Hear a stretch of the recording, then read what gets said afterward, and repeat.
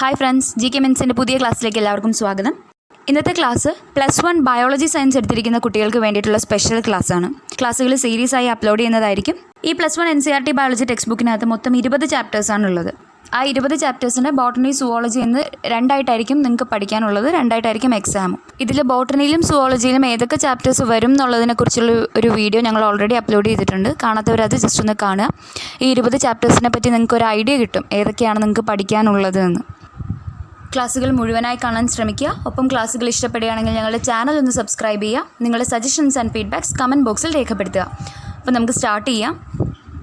First chapter living world. ഇത് സുവോളജിക്കകത്ത് included ആയിട്ടുള്ള ഒരു ചാപ്റ്ററാണ്. നമുക്ക് സ്റ്റാർട്ട് ചെയ്യാം.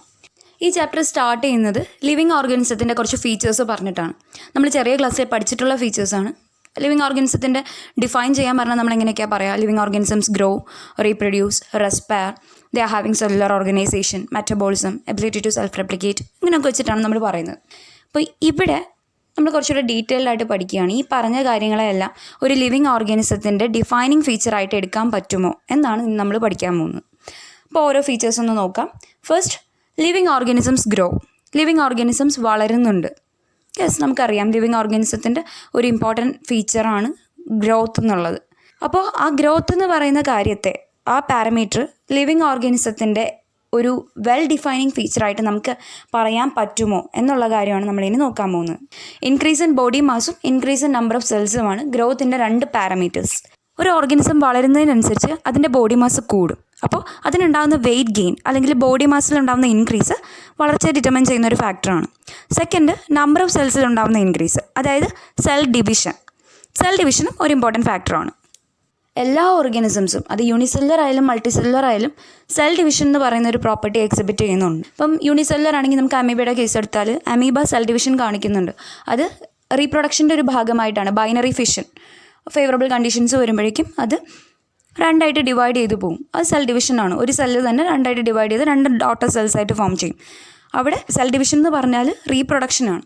മൾട്ടിസെല്ലുലർ ഓർഗാനിസത്തിൻ്റെ കേസിൽ വരുമ്പോഴേക്കും സെൽ ഡിവിഷൻ എന്ന് പറയുന്നത് ഗ്രോത്തിൻ്റെ ഒരു പാർട്ടാണ്. നമുക്ക് പ്ലാന്റ്സ് നോക്കിക്കഴിഞ്ഞാൽ throughout their life cell ഡിവിഷനും ഗ്രോത്തും നമുക്ക് കാണാൻ പറ്റും. പക്ഷേ ആനിമൽസിൽ growth only up to a certain stage, ഒരു പെർട്ടിക്കുലർ സ്റ്റേജിൽ വരെ മാത്രമേ ഗ്രോത്ത് ഉണ്ടാവുള്ളൂ. And cell division occurs in certain tissues to replace lost cells. Lost സെൽസിനെയൊക്കെ റീപ്ലേസ് ചെയ്യാൻ വേണ്ടിയിട്ട് ചില ടിഷ്യൂസിൽ സെൽ ഡിവിഷൻ കണ്ടിന്യൂ ചെയ്യും. In majority of plants and animals growth and reproduction are mutually exclusive events. എന്ന് വെച്ചാൽ ഹയർ പ്ലാന്റ്സിലും അനിമൽസിലെല്ലാം ഗ്രോത്തും റീപ്രൊഡക്ഷനും മ്യൂച്വലി എക്സ്ക്ലൂസീവ് ആണ്. അതായത് രണ്ടിനും രണ്ട് ഫേസ് ഉണ്ടായിരിക്കും. ഇപ്പോൾ ഹ്യൂമൻ ബീങ്സിൻ്റെ കാര്യം പറഞ്ഞാൽ തന്നെ നമുക്കൊരു ഫേസ് ഓഫ് ഗ്രോത്ത് ഉണ്ട്, അഡോളസെൻ്റ് ഏജ് ഗ്രൂപ്പ് ഉണ്ട്, അതിനുശേഷമാണ് അഡൽട്ട്ഹുഡ് വരുന്നത്. അപ്പോൾ നമുക്ക് ഗ്രോത്ത്, റീപ്രൊഡക്ഷൻ, സെനിലിറ്റി മൂന്ന് ഫേസ് ആയിട്ട് തന്നെ നമുക്ക് പറയാൻ പറ്റും. പക്ഷേ യൂണിസെല്ലുലർ ഓർഗാനിസത്തിലേക്ക് വരുമ്പോഴോ, ഇപ്പോൾ അമീബയുടെ കേസ് എടുക്കാം, അതിനകത്ത് ഗ്രോത്തും റീപ്രൊഡക്ഷനും സൈമൾട്ടേനിയസ് ആണ്. ഒരു സെല്ല് ഡിവൈഡ് ചെയ്തിട്ട് രണ്ട് ഡോട്ടർ സെൽസ് ഉണ്ടാവുന്നു. അപ്പോൾ അവിടെ ഗ്രോത്തിൻ്റെ കൂടെ തന്നെ റീപ്രൊഡക്ഷനും ഉണ്ടായിരിക്കുകയാണ്. അപ്പോൾ മ്യൂച്വലി ഇൻക്ലൂസീവ് ആണെന്ന് നമുക്ക് പറയാം, അല്ലെങ്കിൽ സൈമൾട്ടേനിയസ്ലി നടക്കുന്ന ഇവൻറ്റ്സ് ആണെന്ന് പറയാം. ഹയർ പ്ലാന്റ്സിലും അനിമൽസിലും വരുമ്പോഴേക്കും ഇത് ഗ്രോത്തും റീപ്രൊഡക്ഷനും മ്യൂച്വലി എക്സ്ക്ലൂസീവ് ഇവൻറ്റ്സ് ആണ്. അതായത് ഗ്രോത്തിനും റീപ്രൊഡക്ഷനും രണ്ടിനും സെപ്പറേറ്റ് ഫേസസ് ഉണ്ടായിരിക്കും. അപ്പോൾ നമ്മൾ ഗ്രോത്തിൻ്റെ ഒരു പാരാമീറ്ററായിട്ട് എടുത്ത കാര്യമാണ് ഇൻക്രീസ് ഇൻ മാസ്, അല്ലേ? അപ്പോൾ ഈ ഇൻക്രീസ് ഇൻ മാസിനെ ഗ്രോത്തിൻ്റെ ഒരു ക്രൈറ്റീരിയ ആയിട്ട് നമ്മൾ എടുക്കുകയാണെങ്കിൽ non living objects like mountains, sand mounts also gross എന്ന് നമ്മൾ പറയേണ്ടി വരും. കാരണം അവിടെ കുറേ ജിയോളജിക്കൽ പ്രോസസ്സിൻ്റെയൊക്കെ ഭാഗമായിട്ട് വർഷങ്ങളെടുത്ത് ഈ സോയിൽ ഇറോഷനൊക്കെ വഴി സോയിലൊക്കെ കൊണ്ടുവന്ന് ഡെപ്പോസിറ്റ് ചെയ്തിട്ടൊക്കെ സാൻഡ് മൗണ്ട്സ് വളരുന്നുണ്ട്. അത് ആ വളർച്ച വളരെ നെഗ്ലിജിബിൾ ആണ്. നമുക്കങ്ങനെ നേക്കഡ് ഐസ് കൊണ്ട് പെട്ടെന്ന് അങ്ങനെ നോക്കിയാൽ കാണാൻ പറ്റുന്നൊരു കാര്യമൊന്നും ആയിരിക്കില്ല. പക്ഷേ ഓവർ ഇയേഴ്സ് കൊണ്ട് അങ്ങനെ ഒരു ചേഞ്ച്, മാർക്കബിൾ ചേഞ്ച് നമുക്ക് നോട്ടീസ് ചെയ്യാൻ പറ്റും. അപ്പം നമ്മൾ ഈ ഇൻക്രീസ് ഇൻ മാസ് ഗ്രോത്തിൻ്റെ ഒരു ക്രൈറ്റീരിയ ആയിട്ട് എടുക്കുകയാണെങ്കിൽ നോൺ ലിവിങ് തിങ്സും വളരുന്നുണ്ടെന്ന് നമ്മൾ സമ്മതിച്ച് കൊടുക്കേണ്ടി വരും. അപ്പോൾ അതുകൊണ്ട് നമുക്ക് പറയാം ഗ്രോത്ത് എന്ന് പറയുന്നത് ഒരു വെൽ ഡിഫൈനിങ് ഫീച്ചർ ആയിട്ട് നമുക്ക് കൺസിഡർ ചെയ്യാൻ പറ്റില്ല. കാരണം അതിൻ്റെ ഒരു ക്രൈറ്റീരിയ ഈ ഇൻക്രീസ് ഇൻ ബോഡി മാസ് ആയിരുന്നു. ഇൻക്രീസ് ഇൻ ബോഡി മാസിനെ നമ്മൾ അങ്ങനെ ഒരു ക്രൈറ്റീരിയ ആയിട്ട് എടുക്കുമ്പോഴേക്കും നോൺ ലിവിങ് തിങ്സും വളരുന്നുണ്ടെന്ന് നമ്മൾ സമ്മതിക്കേണ്ടി വരും. അതുകൊണ്ട് തന്നെ നമുക്ക് ഗ്രോത്തിനെ ഒരു well defining feature of living organism ആയിട്ട് പറയാൻ പറ്റില്ല. Next is reproduction. രണ്ട് ടൈപ്പ് റീപ്രൊഡക്ഷൻ ഉണ്ട്, അസെക്ഷൽ റീപ്രൊഡക്ഷനും സെക്ഷൽ റീപ്രൊഡക്ഷനും. അസെക്ഷൽ റീപ്രൊഡക്ഷൻ എന്ന് പറയുമ്പോഴേക്കും there is no fusion of gametes. ഗാമൈറ്റ്സിൻ്റെ ഫ്യൂഷനൊന്നും ഉണ്ടാകുന്നില്ല, male and female gametes fuse ചെയ്യുന്നില്ല.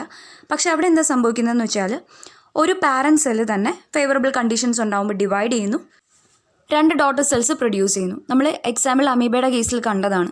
അവിടെ ഒരു സെല്ല് തന്നെ ഡിവൈഡ് ചെയ്തിട്ട് 2 ഡോട്ടർ സെൽസ് പ്രൊഡ്യൂസ് ചെയ്യുകയാണ് ചെയ്യുന്നത്. അതുകൊണ്ട് തന്നെ ഉണ്ടായ ഡോട്ടർ സെൽ എങ്ങനെയായിരിക്കും? Will be the exact copy of that of the parent സെല്ലിൻ്റെ എക്സാക്ട് കോപ്പി ആയിരിക്കും, അല്ലെങ്കിൽ ക്ലോൺസ് ആയിരിക്കും എന്ന് നമുക്ക് പറയാം. പക്ഷേ ഇനി സെക്ഷൽ റീപ്രൊഡക്ഷനിൽ വരുമ്പോഴേക്കും അവിടെ 2 gametes, mail and female gametes fuse ചെയ്തിട്ടാണ് സൈഗോട്ട് ഫോം ചെയ്യുന്നത്. അവിടെ ഉണ്ടായ പ്രോജനി എന്ന് പറയുന്നത് ഒന്നുകിൽ എയ്തർ ഓഫ് ദ പാരൻറ്റ്, ഏതെങ്കിലും ഒരു പാരൻറ്റിനെ പോലെ ഇരിക്കാം, അല്ലെങ്കിൽ ഡിസിമിലർ ആയിരിക്കാം, പാരൻറ്റ് സെല്ലിൽ നിന്നും വ്യത്യസ്തമായിരിക്കാം. സെക്ഷൽ റീപ്രൊഡക്ഷനിൽ തന്നെ ഐസോഗ്യാമേറ്റ്സും വരുന്നുണ്ട്, ഹെട്രോഗ്യാമേറ്റ്സും വരുന്നുണ്ട്. ഐസോഗ്യാമേറ്റ്സ് അല്ലെങ്കിൽ ഹോമോഗ്യാമേറ്റ്സ് എന്ന് പറഞ്ഞാൽ 2 ഗ്യാമേറ്റ്സും ഒരേപോലെ ഇരിക്കുന്നത്. എക്സാമ്പിൾ ക്ലമൈഡോമോണാസ്, അതൊരു ടൈപ്പ് ആൽഗയാണ്. അതൊക്കെ ഇനി വരുന്ന ചാപ്റ്ററിൽ പഠിക്കും നിങ്ങൾ. അവിടെ ഐസോഗ്യാമേറ്റ്സ് ആണ്, 2 ഗ്യാമേറ്റ്സും ഒരുപോലെ ഇരിക്കും. അപ്പോൾ അങ്ങനെയുള്ള കേസിൽ ഉണ്ടാകുന്ന പ്രോജനി പാരൻറ്റിനെ പോലെ തന്നെ ഇരിക്കാം. ഇനി ഹെട്രോഗ്യാമേറ്റ്സ് ആണ് വരുന്നതെങ്കിൽ, അതായത് ഫീമെയിൽ ഗ്യാമേറ്റും മെയിൽ ഗ്യാമേറ്റും മോർഫോളജിക്കലി ഡിസിമിലർ ആണെങ്കിൽ ഉണ്ടാകുന്ന പ്രോജനി പാരൻറ്റിൽ നിന്ന് ഡിസിമിലർ ആയിരിക്കാം. Next, in unicellular organisms like bacteria, amoeba, algae, reproduction is synonymous with growth, that is increase in number of cells. നമ്മൾ നേരത്തെ കണ്ടതാണ്. യൂണിസെല്ലുലർ ഓർഗാനിസംസ്, അതായത് ബാക്ടീരിയ, അമീബ, ആൽഗെ പോലുള്ള unicellular ഓർഗാനിസത്തിലെല്ലാം ഗ്രോത്തും റീപ്രൊഡക്ഷനും simultaneously നടക്കുന്ന ഇവൻറ്റ്സ് ആണ്. നമ്മളവിടെ കണ്ടു, അമീബ ഫേവറബിൾ കണ്ടീഷൻസ് വരുമ്പോൾ ഡിവൈഡ് ചെയ്യുന്നു, 2 ഡോട്ടർ സെൽസ് പ്രൊഡ്യൂസ് ചെയ്യുന്നു. അവിടെ സെൽ ഡിവിഷൻ എന്ന് പറഞ്ഞാൽ റീപ്രൊഡക്ഷൻ തന്നെയാണ്. That is in unicellular organisms growth is simultaneous with reproduction. And there are organisms which do not reproduce, that is infertile or sterile organisms such as mules, sterile worker bees, infertile human couple, etc. ഈ സ്റ്റേറ്റ്മെൻറ്റിൽ നിന്ന് നമുക്കൊരു ഉത്തരം കിട്ടും. Reproduction എന്ന് പറയുന്നത് living ഓർഗാനിസത്തിൻ്റെ ഒരു well defining ഫീച്ചറായിട്ട് എടുക്കാൻ പറ്റുമോ ഇല്ലയോ എന്നുള്ളതിൻ്റെ ഒരു ഉത്തരം കിട്ടും. കാരണം റീപ്രൊഡക്ഷനെ ഒരു ലിവിങ് ഓർഗാനിസത്തിൻ്റെ വെൽ ഡിഫൈനിങ് ഫീച്ചറായിട്ട് ആഡ് ചെയ്യണമെങ്കിൽ എല്ലാ ഓർഗാനിസംസും റീപ്രൊഡ്യൂസ് ചെയ്യുന്നു എന്ന് നമുക്ക് പറയാൻ പറ്റണം. എല്ലാ ലിവിങ് ഓർഗാനിസംസും റീപ്രൊഡ്യൂസ് ചെയ്യും എന്ന് നമുക്ക് പറയാൻ പറ്റണം. പക്ഷേ ഇപ്പോൾ നമുക്ക് മനസ്സിലായി, there are still certain organisms that do not reproduce, such as mules, sterile worker bees, infertile human couples, etc. അപ്പോൾ അതുകൊണ്ട് നമുക്ക് പറയാം, റീപ്രൊഡക്ഷൻ എന്നത് ഒരിക്കലും ഒരു ലിവിങ് ഓർഗാനിസത്തിൻ്റെ ഡിഫൈനിങ് ഫീച്ചറായിട്ട് ആഡ് ചെയ്യാൻ പറ്റില്ല. കാരണം റീപ്രൊഡ്യൂസ് ചെയ്യാത്ത ലിവിങ് ഓർഗാനിസംസും ഉണ്ട്. അതുകൊണ്ട് നെക്സ്റ്റ് ഇസ് മെറ്റബോളിസം.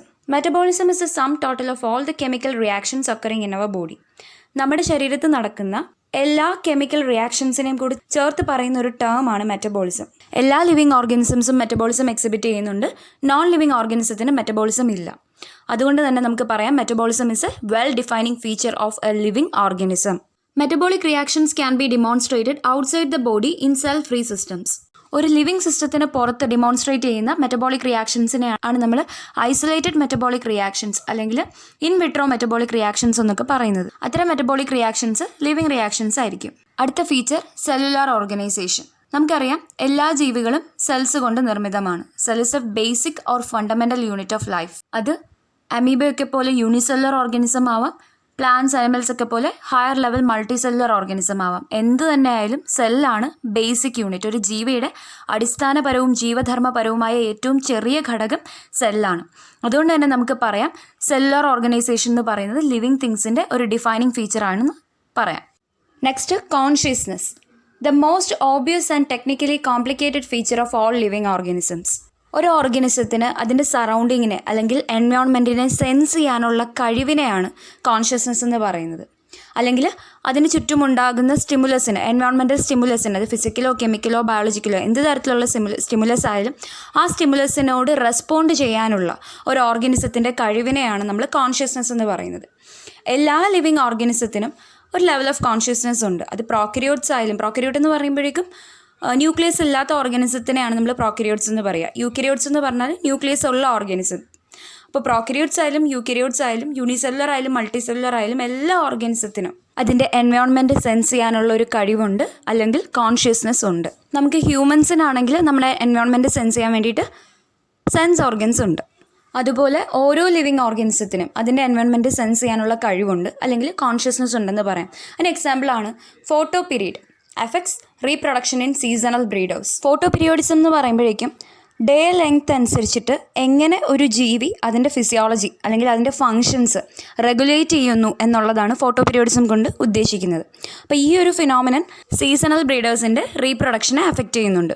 എല്ലാ ഓർഗാനിസംസും അവരുടെ സറൗണ്ടിങ്സിനെ കുറിച്ച് അവെയറാണ്. നമ്മൾ പറഞ്ഞു കോൺഷ്യസ്നസ് തന്നെയാണ് ഉദ്ദേശിക്കുന്നത്. എല്ലാ ഓർഗാനിസംസും അതിൻ്റെ സറൗണ്ടിങ്സിനെ പറ്റി അവെയർ ആണ്. And human being is the only organism that is aware of himself. സ്വന്തമായിട്ടൊരു അവബോധമുള്ള, അതായത് സെൽഫ് കോൺഷ്യസ്നെസ് ഉള്ള ഒരേ ഒരു ജീവി ഹ്യൂമൻ ബീയിങ് ആണ്. ഇത്രയും വെച്ചിട്ട് നമുക്ക് പറയാം consciousness is the defining property of all living organisms. കാരണം എല്ലാ ലിവിങ് ഓർഗാനിസത്തിനും കോൺഷ്യസ്നെസ് ഉണ്ട്. And non living object is having consciousness. ജീവനില്ലാത്ത ഒരു വസ്തുവിനും കോൺഷ്യസ്നെസ് ഇല്ല. അതുകൊണ്ട് തന്നെ നമുക്ക് പറയാം കോൺഷ്യസ്നെസ് എന്നത് എല്ലാ ലിവിങ് ഓർഗാനിസത്തിൻ്റെയും ഒരു ഡിഫൈനിങ് ഫീച്ചർ ആണ്. ഇനി ഹ്യൂമൻ ബീയിങ്സിൻ്റെ കേസിൽ മാത്രം നമുക്ക് ആ ലിവിങ് സ്റ്റേറ്റ് ഡിഫൈൻ ചെയ്യാൻ കുറച്ച് ബുദ്ധിമുട്ടാണ്. കാരണം 2 കണ്ടീഷൻസ് ഉണ്ട് ഹ്യൂമൻസിന് വരുന്നത്. ഒന്ന് കോമ, 2 ബ്രെയിൻ ഡെത്ത്. രണ്ടും ഡിഫറെൻ്റ് ആണ്. അപ്പോൾ കോമയിൽ എന്ന് പറയുമ്പോഴേക്കും നമ്മുടെ സെറിബ്രൽ കോർട്ടക്സിനാണ് ഡാമേജ് പറ്റുന്നത്. അപ്പോൾ അത് കാരണം നമ്മുടെ സെൻസറി മോട്ടോർ ഫങ്ഷൻസ് ഒന്നും നമുക്ക് ചെയ്യാൻ പറ്റില്ല. അപ്പോൾ ജസ്റ്റ് ഒരു വെജിറ്റബിൾ സ്റ്റേറ്റിൽ ആ പേഷ്യൻ്റ് സർവൈവ് ചെയ്യും. പക്ഷേ ബേസിക് ഫങ്ഷൻസ്, വൈറ്റൽ ഫങ്ഷൻസ് എല്ലാം നടക്കുന്നുണ്ടായിരിക്കും. അതായത് റെസ്പിറേഷൻ, ഹാർട്ട് ബീറ്റ് ഒക്കെ ഉണ്ടായിരിക്കും ആ പേഷ്യൻറ്റിന്. ബ്രെയിൻ ഡെത്തിലേക്ക് വരുമ്പോഴേക്കും ബ്രെയിൻ സ്റ്റെം ആണ് അഫക്റ്റഡ് ആവുക. ബ്രെയിൻ സ്റ്റെമ്മിന് ഡാമേജ് പറ്റും. ബ്രെയിൻ സ്റ്റെമ്മിലാണ് റെസ്പിറേറ്ററി സെൻറ്റർ അടക്കമുള്ള മെഡുല ഒബ്ലോങ്ങേറ്റ ഉള്ളത്. അപ്പോൾ അതിന് ഡാമേജ് പറ്റുമ്പോഴേക്കും ഈവൻ ആ പേഷ്യൻറ്റിന് റെസ്പയർ ചെയ്യാൻ പോലും പറ്റില്ല, ശ്വാസം എടുക്കാൻ പോലും പറ്റില്ല. വെൻറ്റിലേഷൻ്റെ സഹായത്തോടു കൂടി മാത്രമേ ശ്വസിക്കാൻ പറ്റുള്ളൂ. എപ്പോൾ ആ വെൻറ്റിലേഷൻ മാറ്റുന്നോ അപ്പോൾ ആ പേഷ്യൻറ്റ് കംപ്ലീറ്റ് ആയിട്ട് ഡെഡ് ആവുകയാണ്. അപ്പോൾ ഇങ്ങനെയുള്ള ചില കണ്ടീഷൻസ് ഉള്ളതുകൊണ്ടാണ് ഹ്യൂമൻ ബീയിങ്ങിൻ്റെ കേസിൽ ലിവിങ് സ്റ്റേറ്റ് എന്ന് പറയുന്നത് ഡിഫൈൻ ചെയ്യാൻ കുറച്ച് ബുദ്ധിമുട്ടാണെന്ന് നമ്മൾ പറഞ്ഞത്. അപ്പോൾ ഇതോടുകൂടി GK മിൻസിൻ്റെ ഇന്നത്തെ ക്ലാസ് ഇവിടെ അവസാനിച്ചിരിക്കുകയാണ്. ഞങ്ങളുടെ ക്ലാസ്സുകൾ ഇഷ്ടപ്പെട്ടിട്ടുണ്ടെങ്കിൽ ചാനൽ ഒന്ന് സബ്സ്ക്രൈബ് ചെയ്യുക. ഒപ്പം നിങ്ങളുടെ സജഷൻസ് ആൻഡ് ഫീഡ്ബാക്സ് കമൻറ്റ് ബോക്സിൽ രേഖപ്പെടുത്തുക. അടുത്ത ക്ലാസ്സുകൾ ഉടനെ തന്നെ അപ്ലോഡ് ചെയ്യുന്നതാണ്. Thank you for watching.